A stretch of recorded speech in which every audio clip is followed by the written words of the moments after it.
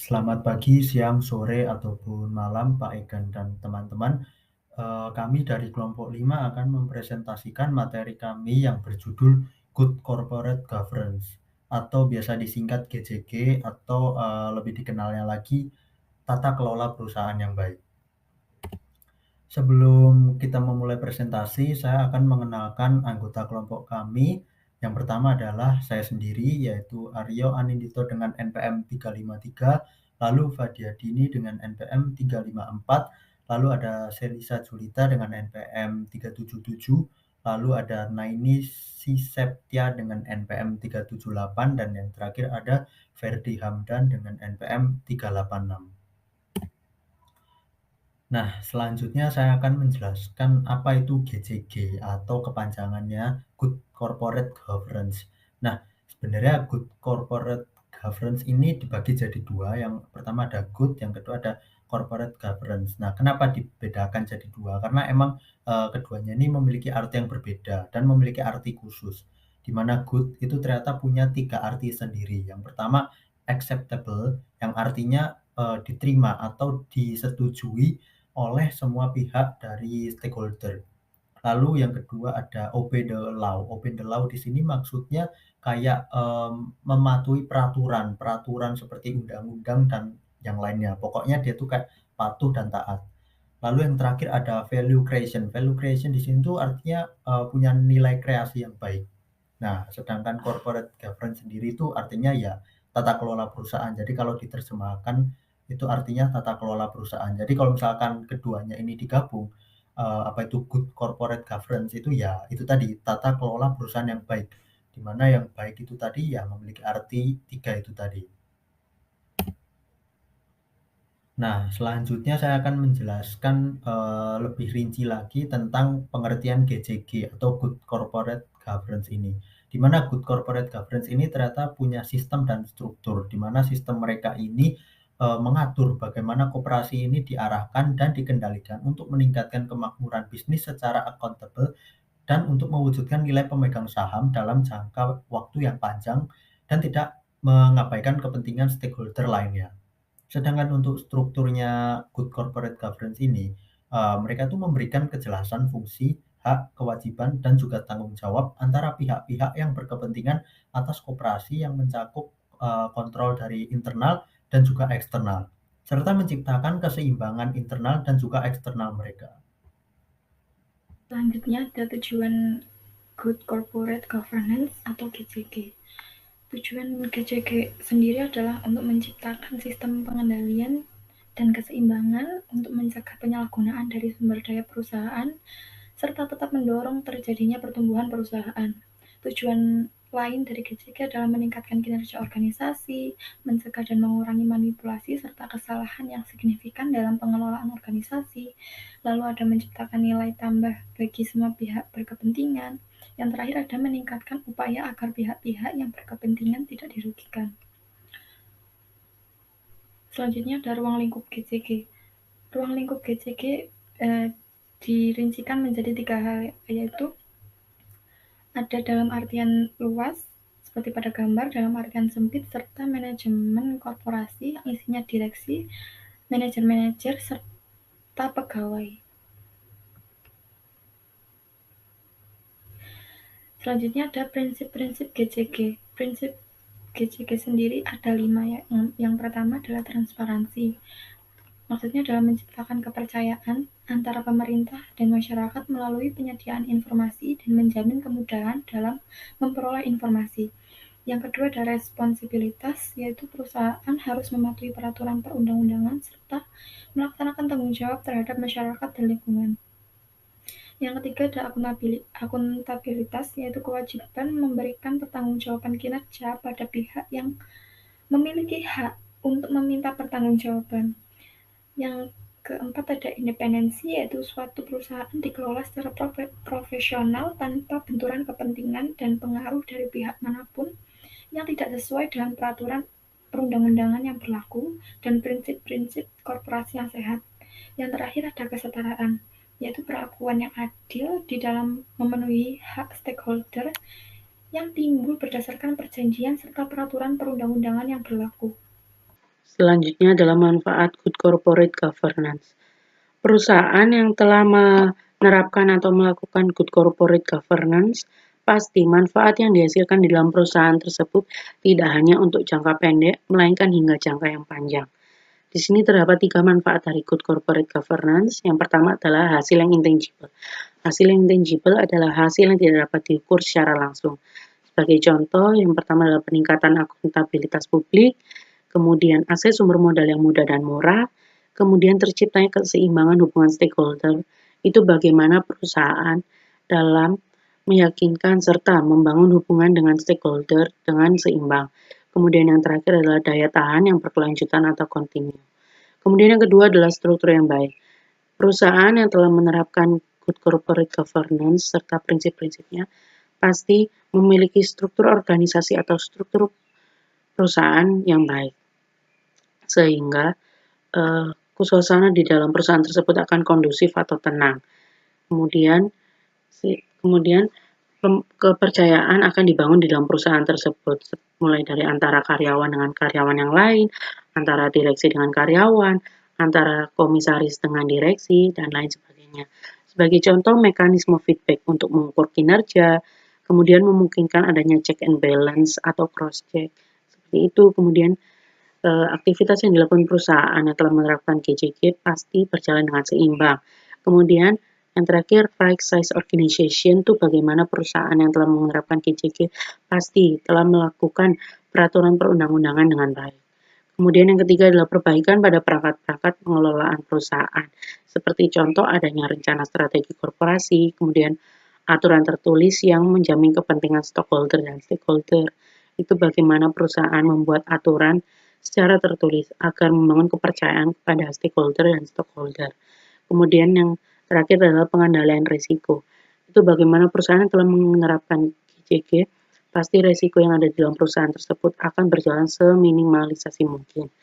Kemudian manfaat GCG tidak hanya itu saja, melainkan jika perusahaan yang telah memiliki GCG atau menerapkan GCG, pasti value dari perusahaan tersebut akan meningkat atau semakin tinggi. Karena para pemegang saham atau publik merasa yakin bahwa tidak adanya kasus seperti penipuan, korupsi, dan lain sebagainya. Sehingga pemegang saham atau stakeholder akan beranggapan bahwa saham atau uang yang diberikan kepada perusahaan tersebut akan dikelola oleh perusahaan dengan baik.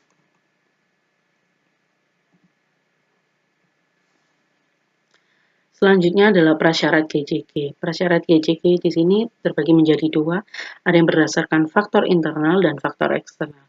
Kita akan bahas terlebih dahulu faktor internal. Faktor internal di sini adalah yang pertama adalah budaya perusahaan pendukung penerapan GCG. Itu bagaimana seluruh anggota perusahaan mendukung adanya penerapan GCG di dalam perusahaan tersebut. Mulai dari atasan yang paling tinggi atau pimpinan yang paling puncak, hingga bawahan seperti staf dan karyawan itu mendukung serta menjunjung tinggi penerapan GCG dalam perusahaan tersebut. Kemudian yang kedua adalah adanya peraturan kebijakan untuk penerapan nilai-nilai GCG. Itu bagaimana perusahaan membuat aturan sehingga penerapan nilai-nilai GCG di dalam perusahaan tersebut akan berjalan dengan baik. Kemudian yang ketiga adalah adanya manajemen pengendalian risiko perusahaan, yaitu seperti tadi, risiko yang di dalam perusahaan tersebut akan berjalan seminimalisasi mungkin dengan adanya manajemen pengendalian risiko perusahaan. Kemudian yang keempat adalah terdapat sistem audit yang tepat. Kemudian yang kelima adanya keterbukaan informasi bagi publik, itu bagaimana perusahaan secara transparan membuka informasi untuk perusahaan tersebut. Kemudian yang kedua adalah faktor eksternal. Faktor eksternal. Yang pertama terdapat sistem hukum yang baik, itu bagaimana di dalam perusahaan yang telah menerapkan GCG pasti terdapat aturan perundang-undangan dalam perusahaan tersebut. Pemerintah atau otoritas akan mengawasi serta memperhatikan hukum di dalam pelaksanaannya di dalam perusahaan tersebut. Yang kedua adalah adanya dukungan dari sektor publik untuk penerapan GCG. Itu bagaimana masyarakat mendukung kepada perusahaan dalam menerapkan good corporate governance. Kemudian yang terakhir adalah terdapat contoh good corporate governance yang tepat. Selanjutnya yaitu pola dasar dari GCG atau Corporate Governance. Yang pertama yaitu membangun kepedulian dan komitmen. Sehingga pada pola penerapan Corporate Governance ini dengan membangun kepedulian dan komitmen tersebut. Nah, hal itu tentunya harus diawali dari pimpinan puncak yang kemudian ada tim khusus untuk Corporate Governance pada perusahaan itu sendiri. Selanjutnya yang kedua yaitu pengkajian terhadap kondisi sekarang. Pengkajian terhadap kondisi sekarang ini, di mana kondisi yang ideal serta program jangka pendek yang bertahap. Jadi program jangka panjang itu mesti di breakdown ke jangka menengah, kemudian jangka pendek, dan seterusnya. Selanjutnya perumusan tindak lanjut, pengambilan keputusan perubahan, sosialisasi tindak lanjut, implementasi, dan evaluasi berkelanjutan. Jadi pada prinsipnya itu penerapan corporate governance atau GCG ini mulai dari plan do check action, yaitu mulai dari merencanakan, melakukan, serta memeriksa dan tindakan.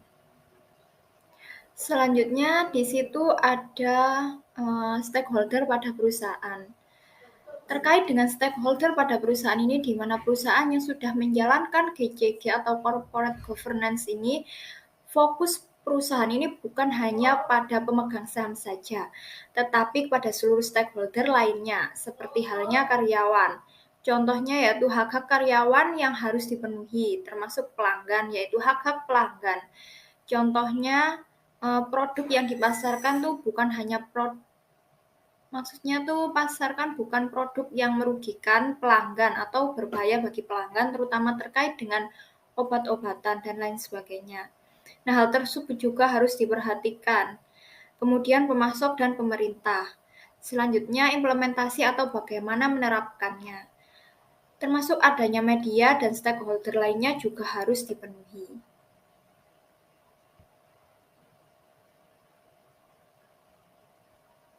Kemudian bagaimana sih cara menerapkan GCG pada organisasi atau perusahaan yang benar? Nah, di sini tuh menurut Wilson Arafat dalam mengimplementasikan atau menerapkan GCG pada perusahaan ini melalui 5 tahap. Yaitu yang pertama membangun kesadaran supaya GCG ini benar-benar ada struktur organisasi yang memenuhi dan terlaksanakannya GCG dengan maksimal. Yang terpenting dalam perusahaan itu adalah kesadaran dari semua pihak pada perusahaan tersebut. Selanjutnya yang kedua yaitu membangun manual sistemnya, mulai membuat sistem organisasi dan aturan yang telah disepakati, dan hal tersebut juga harus dibarengi adanya seperti pelatihan atau workshop dan webinar yang mana temanya itu memfokuskan untuk membangun GCG pada perusahaan.